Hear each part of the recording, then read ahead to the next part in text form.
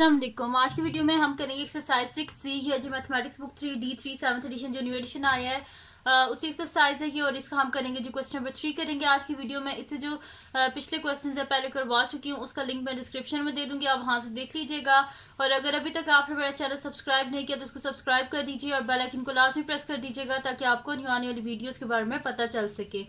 और जो मेरा सेकंड चैनल है जिसके बीच में मेरी कुकिंग की, क्राफ्ट की, रीडर्स की वीडियोस है, उसका लिंक भी डिस्क्रिप्शन में, उसको भी सब्सक्राइब कर दीजिएगा। और जो मेरी बहन का चैनल है उसका लिंक भी डिस्क्रिप्शन में, उसको भी सब्सक्राइब कर दीजिएगा। तो स्टार्ट करते हैं। क्वेश्चन नंबर 3 हमारे पास है, find the equation of the straight line through each of the following pairs of points. हमने क्या फाइंड आउट करनी है? Equation of straight line find out करनी है इन पॉइंट्स को यूज करके। ठीक है, तो एक स्टार्टिंग होगा, एक एंड पॉइंट होगा, एक स्ट्रेट लाइन है उसका। ठीक है, अब यहाँ पे हमारे पास क्या होती है equation of straight line? y is equals to M x plus c. इसमें x और y के, x और y कोऑर्डिनेट्स, m क्या है स्लोप है हमारे पास, और c क्या है हमारे पास इसका y इंटरसेप्ट, यानी कि जहाँ पे लाइन जो है वो टच करती है y एक्सिस को, उसको बोलते हैं हम लोग y इंटरसेप्ट, और स्लोप को हम लोग ग्रेडियंट भी बोलते हैं। ठीक है, तो यहाँ पे जो है अब स्टार्ट करते हैं इसको। यहाँ पे हमने फाइंड आउट करनी है इक्वेशन ऑफ स्ट्रेट लाइन, यानी कि m की वैल्यू को भी फाइंड आउट करना है और c की वैल्यू को भी हमने फाइंड आउट करना है, और फिर इसको एक इक्वेशन की फॉर्म में हमने लिखना है। ठीक है, तो यहाँ पे फिर स्टार्ट करते हैं, यानी कि m और c की वैल्यू को हमने इसके बीच में सब्सटीट्यूट करके इसे एक इक्वेशन की फॉर्म में लिखना है। तो स्टार्ट करते हैं। यहाँ पे फर्स्ट पार्ट है, इसी का सोल्यूशन स्टार्ट करते हैं। तो यहाँ पे अगर आप देखें तो ये जो लाइन है, इसका जो स्टार्टिंग पॉइंट है वो कहाँ पे है? ओरिजिन है। ठीक है, 0 0 है ओरिजिन है। जब जाहिर सी बात है जब एक लाइन यूं स्टार्ट हो रही है, जैसे कि ये हमारे पास एक्स एक्सिस है, ये वाई एक्सिस है और ये एक्स एक्सिस है। एक चीज़ है जो स्टार्ट यहाँ से हो रही है। ठीक है, यहाँ से स्टार्ट हो रही है। दूसरा पॉइंट क्या है इसका? बी जो है वो हमारे पास क्या है? 1 और -1, यानी कि एक्स हमारे पास 1 है और वाई क्या है हमारे पास यहाँ पे -1, यानी कि ये वाला पॉइंट। ठीक है, ये तो ये क्या बन रहा है इस तरह करके, तो ये किसी भी जगह पे टच नहीं करेगा वाई एक्सिस को, इसी वजह से वाई इंटरसेप्ट यहाँ पे क्या होगा?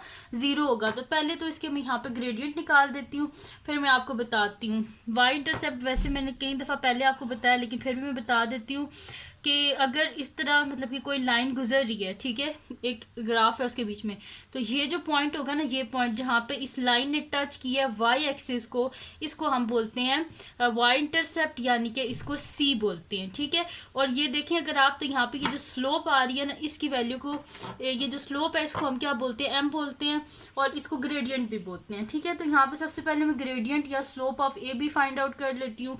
तो मैं यहाँ पे लिखती हूँ कि gradient of A B is equals to क्या होता है हमारे पास इसका formula? y2 minus y1 divided by x2 minus x1। अब यहाँ पे ये स्टार्टिंग पॉइंट है, तो इसको मैं कर देती हूँ x1 y1 x2 y2। ठीक है, बस इसके बीच में सब्सटीट्यूट कर देते हैं। तो यहाँ पे ये मेरे पास आ जाएगा y2 क्या है -1 माइनस y1 क्या है हमारे पास यहाँ पे 0 डिवाइडेड बाई x2 क्या है 1 है, माइनस y1 क्या है यहाँ पे सॉरी x1 क्या है 0। तो -1 डिवाइडेड बाई 1, दिस इम्प्लॉयज ये मेरे पास क्या आ जाएगा? -1, यानी कि ग्रेडियंट ऑफ ए बी क्या आ गया? -1। और वाई इंटरसेप्ट मैंने आपको बताया कि ये स्टार्टिंग पॉइंट है और इस तरह ये जाता जाएगा ग्राफ, तो इसमें किसी भी जगह पे इस वाई जो कोऑर्डिनेट है उसको ये टच नहीं करेगा। ठीक है, वाई एक्सिस को ये किसी भी जगह से टच नहीं करेगा, इस वजह से वाई इंटरसेप्ट क्या है? 0 है। जब ये टच ही नहीं करेगा वाई एक्सिस को, ये जो लाइन है ये टच ही नहीं करेगी वाई एक्सिस को, इसका मतलब है इसका जो वाई इंटरसेप्ट है यानी कि जो सी है वो क्या होगा हमारे पास? 0। तो मैं यहाँ पे लिख देती हूँ y intercept is equals to c equals to 0। ठीक है, यानी कि इसका y इंटरसेप्ट क्या हो जाएगा हमारे पास? 0 हो जाएगा।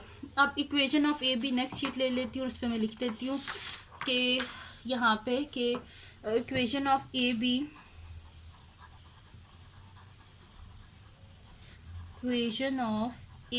इज क्या होगी हमारे पास? y is equals to M x plus c.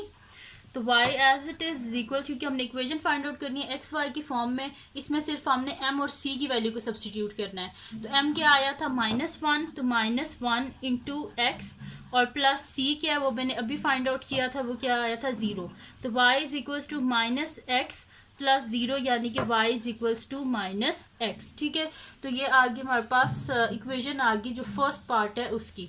अब चलते हैं इसकी नेक्स्ट पार्ट की तरफ जो कि हमारे पास इसका बी पार्ट है। बी पार्ट है जी C1 3 एंड डी क्या है हमारे पास 2 5। तो इसका सोल्यूशन स्टार्ट करते हैं हम। तो अब यहाँ पे अगर आप देखें तो इसमें सबसे पहले हमने इसकी स्लोप फाइंड आउट करनी, एम की वैल्यू। तो बिल्कुल वैसे ही फाइंड आउट करेंगे। मैं यहाँ पे लिख दूंगी gradient of C D is equals to gradient of C D is equals to मेरे पास क्या हो जाएगा y2 minus y1 divided by x2 minus x1। अब यहाँ पे मेरे पास ये है x1, ये y1, ये x2 सॉरी ये x2 और ये y2। अब यहाँ पे इनकी वैल्यूज़ को मैं लिख देती हूँ। दिस इम्प्लॉज ये मेरे पास क्या हो जाएगा, यहाँ पे y2 है 5 माइनस y1 क्या है 3 डिवाइडेड बाय x2 मेरे पास 2 है माइनस x1 क्या है मेरे पास 1। दिस इम्प्लॉज ये क्या हो जाएगा 5 माइनस 3 मेरे पास हो जाएगा 2 डिवाइडेड बाय 2 माइनस 1 1। ठीक है, तो 2 बाय 1 मेरे पास क्या आंसर आ जाएगा 2। तो ये आ गया मेरे पास इसका gradient of C D, gradient of C D. ठीक है, ग्रेडियंट ऑफ सी डी यानी कि स्लोप एम की वैल्यू को हमने फाइंड आउट कर लिया है। अब फाइंड आउट करना है सी की वैल्यू को। तो यहाँ पे अब जो है ये जो हमारे पास इसका फर्स्ट पॉइंट है 1 3, जाहिर सी बात है ये उस लाइन पे होगा ना कि पॉइंट, क्योंकि वो कह रहे हैं ना कि सी और डी को मिला के एक लाइन बनी है, उसका हमने एम और सी को फाइंड आउट करना है। तो ये पॉइंट्स जो होंगे ये भी तो उस लाइन पे होंगे ना, तो इनको यूज़ करके हम सी की वैल्यू को ईजिली फाइंड आउट कर सकते हैं। तो मैं यहाँ पे लिखूँगी कि हमारे पास क्या होती है इक्वेशन ऑफ, यहाँ पे लिख देते हैं कि equation of C D in the form of y is equals to M x plus c. इस फॉर्म में हमने लिखना है ना, तो इसमें हमें c की वैल्यू चाहिए। तो c की वैल्यू जाहिर सी बात है ये जो पॉइंट्स हैं ये होंगे उस लाइन पे। तो मैं यहाँ पे लिखूंगी since 1 3 lies on the line. तो यानी कि ये जो है हमारे पास 1 3 ये भी तो उस लाइन पे होंगे। तो फिर मैं यही इक्वेशन लिख के ना इसमें मैं वैल्यू यूज़ कर लूँगी। ये जो मेरे पास आई थी ग्रेडियंट यानी कि m की वैल्यू। ठीक है, m is equals to gradient of C D. ये m की वैल्यू फर्स्ट x की और ये y की वैल्यू, इन सब को यूज़ करके ना तो यहाँ से हम लोग ईजिली फाइंड आउट कर लेंगे c को। तो y is equals to M x plus C. y अब क्या है मेरे पास, ये फर्स्ट होता है x, ये y। तो y है मेरे पास 3 इज इक्वल्स टू m क्या है 2, साथ में x क्या है 1 प्लस c। तो यहाँ पे ये मेरे पास क्या हो जाएगा 3 is equals to 2 plus c। ठीक है, दिस इम्प्लाइज c क्या हो जाएगा 2 इधर जाके माइनस हो जाएगा ना, c is equals to 3 minus 2। This implies c क्या आ जाएगा 3 माइनस 2 क्या होता है हमारे पास 1। यानी कि c की वैल्यू भी हमारे पास आ गई है, y इंटरसेप्ट की वो क्या आई है हमारे पास 1 आ गई है। अब इसको हम यूज़ करेंगे और जो है ना हमारे पास इक्वेशन आ जाएगी। तो यहाँ पे मैं नेक्स्ट शीट ले लेती हूँ और उस पर मैं आपको करवा देती हूँ। तो नेक्स्ट शीट पे यहाँ पे लिख लेते हैं कि हमारे पास क्या इक्वेशन होती है, y is equals to M x plus c. तो m क्या था 2 था, तो y is equals to m की जगह लिख देते हैं 2 इंटू एक्स प्लस सी क्या है 1। तो y is equals to 2x plus 1। तो ये आ गया हमारे पास इसका आंसर। यहाँ पे इसका बी पार्ट कंप्लीट हो गया, हमने इक्वेशन जो है वो फाइंड आउट कर लिया है। अब चलते हैं इसके नेक्स्ट पार्ट की तरफ जो कि हमारे पास इसका सी पार्ट है। तो सी पार्ट है जी हमारे पास कि ई है हमारे पास 2 4 एंड एफ जो है वो हमारे पास है -2 3। ठीक है, तो सोल्यूशन स्टार्ट करते हैं। सबसे पहले जो है हम इसका ग्रेडियंट फाइंड आउट कर लेते हैं। तो मैं यहाँ पे लिख देती हूँ ग्रेडियंट ऑफ, ग्रेडियंट यानी कि slope, gradient of E F is equals to y2 minus y1 divided by x2 minus x1। This implies ये क्या हो जाएगा, ये मेरे पास है यहाँ पे मैं लिख देती हूँ, ये मेरे पास है x1, ये y1, ये x2, ये y2। ठीक है, इनकी वैल्यूज़ को बीच में सब्सिट्यूट कर देते हैं। y2 क्या है हमारे पास 3 माइनस y1 क्या है 4 डिवाइडेड बाय x2 क्या है -2 x1 क्या है 2। दिस इम्प्लाइज ये क्या हो जाएगा मेरे पास 3 माइनस 4 माइनस 1 डिवाइडेड बाय -2 और -2 -4। ठीक है, ये दोनों कैंसिल आउट। दिस इम्प्लाइज 1/4 आ गया मेरे पास m की वैल्यू। ठीक है, यानी कि ग्रेडियंट ऑफ ई एफ, यहाँ पे पीछे लिख भी देती हूँ ग्रेडियंट ऑफ ई एफ, ठीक है। तो ग्रेडियंट ऑफ ई एफ यानी कि एम की वैल्यू आ गई 1/4। अब क्या कर देते हैं, इक्वेशन को हमने किसकी फॉर्म में लिखना है, इक्वेशन को हमने लिखना है जो है वो y is equals to M x plus c, ठीक है। तो अब यहाँ पे मैं इसको लिख देती हूँ।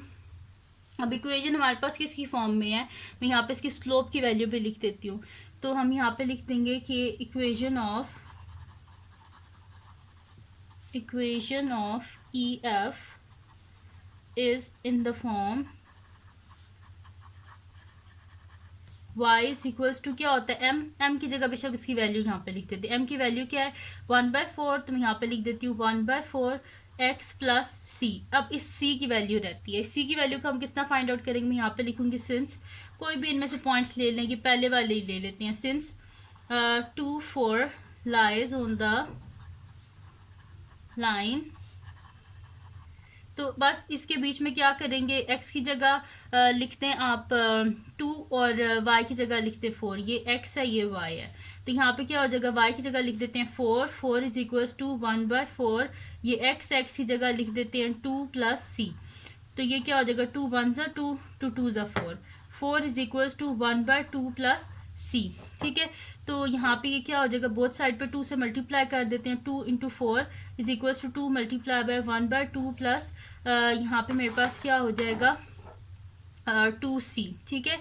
तो ये हो गया। अब ये 2 4 ज़ा के ये और ये तो कैंसिल आउट हो गए, यहाँ पे मैं आगे आपको करवा देती हूँ। तो यहाँ पे क्या हो जाएगा 2 4 ज़ा 8 is equals to 1 plus 2c, इधर माइनस कर दें, 8 माइनस 1 इज इक्वल्स टू क्या हो जाएगा, मेरे पास 2c आ जाएगा। तो 8 minus 1 7 is equals to 2c, this implies c क्या हो जाएगा, ये 2 इधर जाकर डिवाइड हो जाएगा ना, तो c इज इक्वल्स टू 7/2, ठीक है। तो c इज इक्वल्स टू 7/2 आ गया, यानी कि ये इक्वेशन क्या बन जाएगी हमारे पास, y is equals to 1/4 x plus 7/2, ठीक है जी। तो यहाँ पे आ गया हमारे पास इसका ये आंसर कि y is equals to 1/4 x plus 7/2, ये c की वैल्यू आई है। तो ये आ गया इसका आंसर, और यहाँ पे हमारे पास इसका सी पार्ट भी सॉल्व हो गया। अब हम करते हैं इसका नेक्स्ट पार्ट जो कि हमारे पास है इसका डी पार्ट। तो डी पार्ट को यहाँ पे हम सॉल्व कर लेते हैं। डी पार्ट है जी हमारे पास के जी है हमारे पास -6 -5 और एच जो है वो हमारे पास है 4 और 4। तो सोल्यूशन स्टार्ट करते हैं। सबसे पहले हम लोग क्या फाइंड आउट कर लेते हैं, ग्रेडियंट ऑफ जी एच।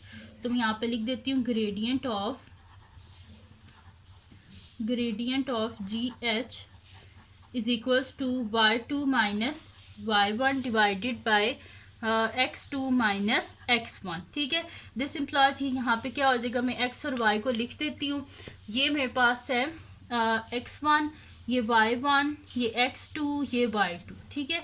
तो यहाँ पे मेरे पास y2 क्या है 4 माइनस y1 क्या है -5 डिवाइडेड बाय यहाँ पे मेरे पास x2 क्या है 4 माइनस x1 क्या है -6, ठीक है। तो 4 minus minus plus 5 divided by 4 minus minus plus 6, this implies 5 plus 4 क्या होता है 9 डिवाइडेड बाय 6 प्लस 4 10, ठीक है। तो ये क्या आ गया 9/10। तो यहाँ पे मैं लिख देती हूँ कि इक्वेशन ऑफ जी एच, यहाँ पे मैं m की वैल्यूज़ के बीच में डाल देती हूँ। तो मैं यहाँ पे लिख देती हूँ कि इक्वेशन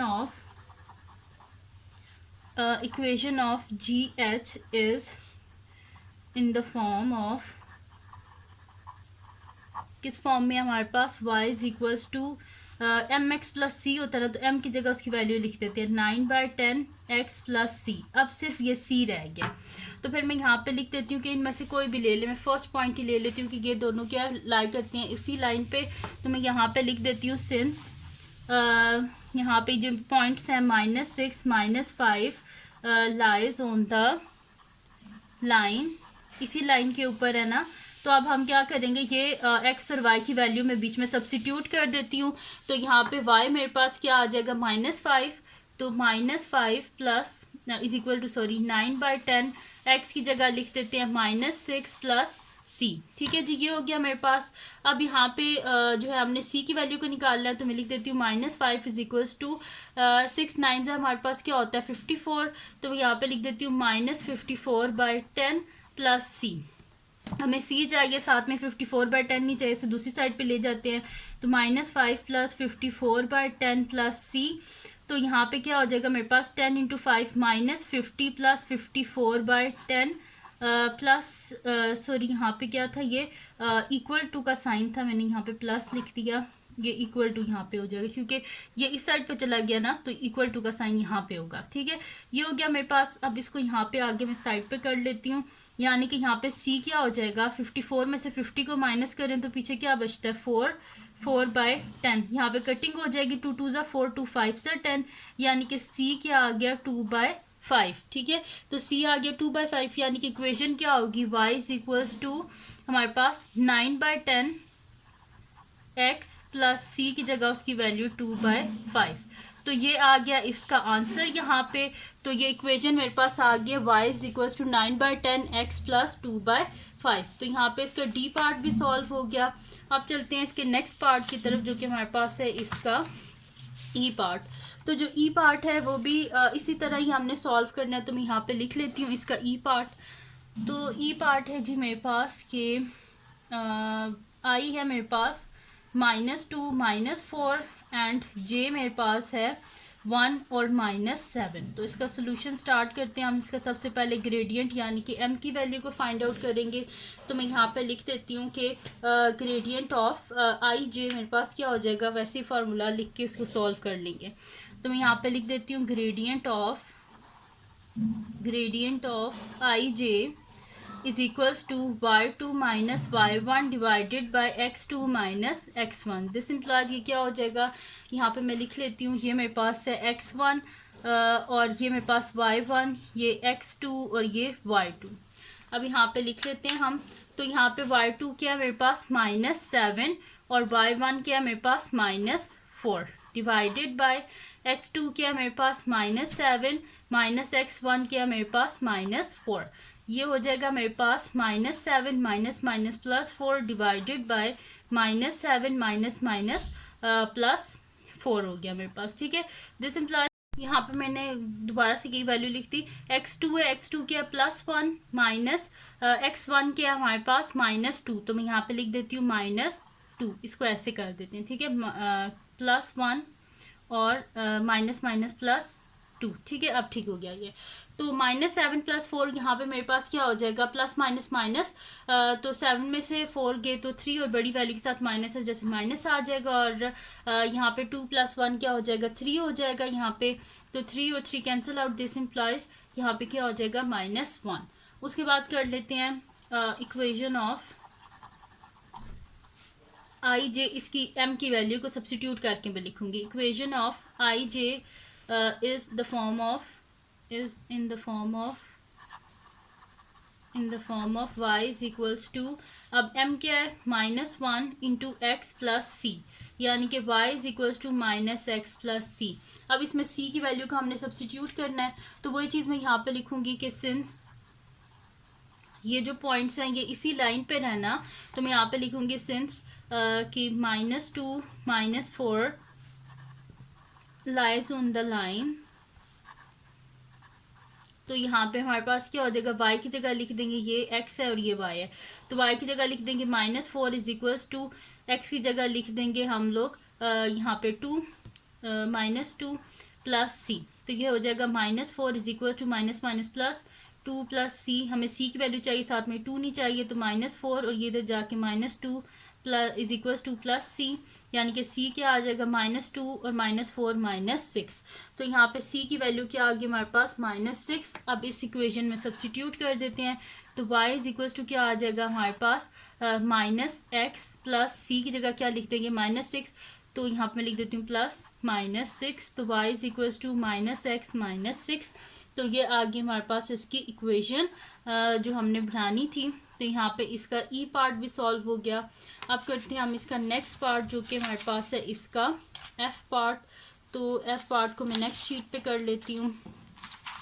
तो एफ पार्ट है जी मेरे पास कि यहाँ पे मैं लिख लेती हूँ, एफ पार्ट है कि हमारे पास है -7 -5 एंड एल जो है वो हमारे पास है -1 -1। तो इसका सोल्यूशन स्टार्ट करते हैं। इसका भी हम क्या कर लेंगे, सबसे पहले ग्रेडियंट फाइंड आउट कर लेंगे। तो मैं यहाँ पे लिख देती हूँ कि ये मेरे पास है x1 y1 x2 y2, ठीक है जी। तो अब यहाँ पे लिख देते हैं ग्रेडियंट ऑफ के एल। तो यहाँ पे मैं लिख देती हूँ gradient of KL is equals to y2 minus y1 divided by x2 minus x1. This implies y2 क्या हो जाएगा -1 minus y1 क्या है -5 divided by x2 क्या है मेरे पास -1 minus x1 क्या है -7। तो ये मेरे पास क्या हो जाएगा -1 minus minus +5 divided by -1 minus minus +7। This employees 5 minus 1 4 divided by 7 minus 1 6।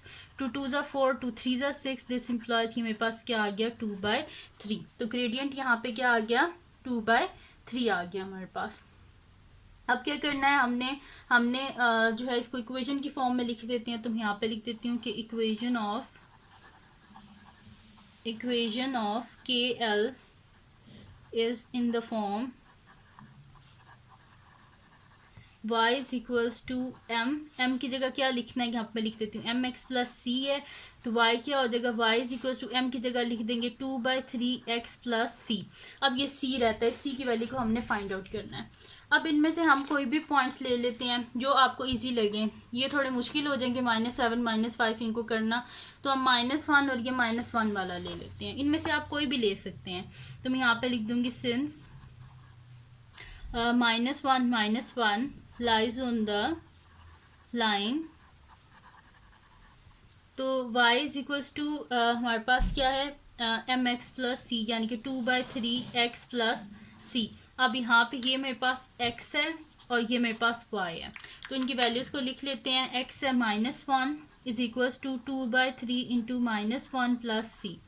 तो ये हो जाएगा -1 is equals to -2/3 plus c. इसको इस साइड पे ले आते हैं, तो -1 plus 2/3 is equals to C.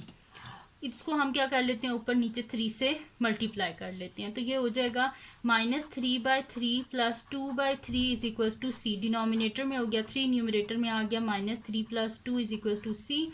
यानी कि सी क्या आ जाएगा, प्लस माइनस माइनस, 3 में से 2 गए 1, बड़ी वैल्यू के साथ माइनस है, डिवाइडेड बाय 3। तो सी क्या आ गया हमारे पास -1/3। तो अब इक्वेशन क्या हो जाएगी, सी की वैल्यू हम बीच में सब्सटीट्यूट कर देते हैं -1/3। तो y is equal to 2/3x -1/3। तो ये आ गया मेरे पास इसका आंसर। और यहाँ अब चलते हैं इसके नेक्स्ट पार्ट की तरफ, जो कि हमारे पास है इसका जी पार्ट। तो जी पार्ट को मैं यहाँ पे लिख लेती हूँ। जी पार्ट जो है वो हमारे पास है कि m हमारे पास है 80 और n हमारे पास है -9 और 0, ठीक है। ये हमारे पास, अब यहाँ पे मैं लिख लेती हूँ, ये मेरे पास है x1, ये है y1, ये है x2, ये है y2। अगर आप इसमें नोटिस करें तो y की दोनों वैल्यूज़ क्या है, 0 है। जब y की दोनों वैल्यू 0 है यानी कि ये क्या है हमारे पास सिर्फ x एक्सिस पे ये लाइन है। जब ये x एक्सिस पे एक स्ट्रेट लाइन है, तो जब एक स्ट्रेट हॉरिजेंटल लाइन है तो उसका मतलब इस पर तो कोई स्लोप ही नहीं है, यानी कि ये कुछ इस तरह की, बस एक इस तरह की हॉरिजेंटल यूँ लाइन होगी ग्राफ पे। तो इसका मतलब है जब एक स्ट्रेट लाइन है, इसमें तो कोई स्लोप ही नहीं है, स्लोप भी नहीं है, और वाई इंटरसेप्ट भी क्या होगा, इसका 0 ही होगा, ठीक है। क्योंकि बस वैल्यूज चेंज होती जा रही हैं और स्टिल है ये एक ही जगह पे, जिस तरह वाई एक्सिस पे ही है, ये बस इस तरह ही है, यूं जाया जा रहा है। तो इसका मतलब है कि x की वैल्यू चेंज होती जा रही है और y की वैल्यू स्टिल क्या है, एक ही, और वो क्या है 0। अगर इस तरह इसका ग्राफ बनाए ना, तो ये इसी तरह ये x एक्सिस पे ये लाइन है यूं, ठीक है, इसी पे यूं लाइन है ये। तो इसका मतलब है कि यहाँ पे x की वैल्यूज चेंज हो रही हैं लेकिन y की वैल्यू क्या है, 0 ही है। तो इसका मतलब है ये एक हॉरिजॉन्टल लाइन है, ठीक है, और यहाँ पे y इंटरसेप्ट भी क्या है, 0 ही है। y इंटरसेप्ट 0 है और स्लोप भी 0 है, क्योंकि बिल्कुल एक हॉरिजॉन्टल स्ट्रेट लाइन है। तो मैं यहाँ पे लिखूंगी कि सोल्यूशन में कि m क्या है मेरे पास 80 है और n क्या है मेरे पास -9 0 have the same y coordinate, दोनों का सेम है ना, y coordinate 0, have the same y coordinate of value 0, ठीक है, दोनों का सेम कोऑर्डिनेट है जिसकी वैल्यू क्या है, 0 है। तो हम यहाँ पे क्या लिखेंगे कि एम एन क्या है, एक मेरे पास हॉरिजेंटल लाइन है with equation y equal to 0। तो वही चीज़ मैं यहाँ पे लिख दूंगी कि M N is a horizontal is a horizontal line with equation y is equals to 0. अब चलते हैं इसके नेक्स्ट पार्ट की तरफ, जो कि हमारे पास इसका एच पार्ट है. तो एच पार्ट को मैं यहाँ पे लिख लेती हूँ. एच मेरे पास है, ओ है 0 0 एंड पी है मेरे पास 0 7. तो इसका सोल्यूशन स्टार्ट करते हैं. तो यहाँ पे ये मेरे पास है, मैं आपको लिख के दिखा देती हूँ. ये मेरे पास है x1, ये y1, ये है x2, ये y2. ठीक है. तो अब यहाँ पे अगर आप देखें तो x यहाँ पे भी 0 है, y जो है वो भी यहाँ पे 0 है. यानी कि अगर इसका यूं ग्राफ बनाए तो ये सिर्फ y एक्सिस पे, x इसमें स्टिल 0 है. यानी कि ये यूं ही बनेगा ऐसे. ठीक है. यानी कि इसमें क्या मेरे पास x 0 आ रहा है. तो मैं वही चीज़ यहाँ पे लिखूँगी कि 0 O 0 0 एंड P 0 7, इन दोनों का क्या है, सेम हमारे पास x कोऑर्डिनेट है. Have the same x coordinate of value 0. तो ये क्या होगी, एक यूं सिर्फ वर्टिकल लाइन आएगी. तो मैं यहाँ पे लिखूंगी such that OP is a vertical line with equation x is equals to 0. ठीक है.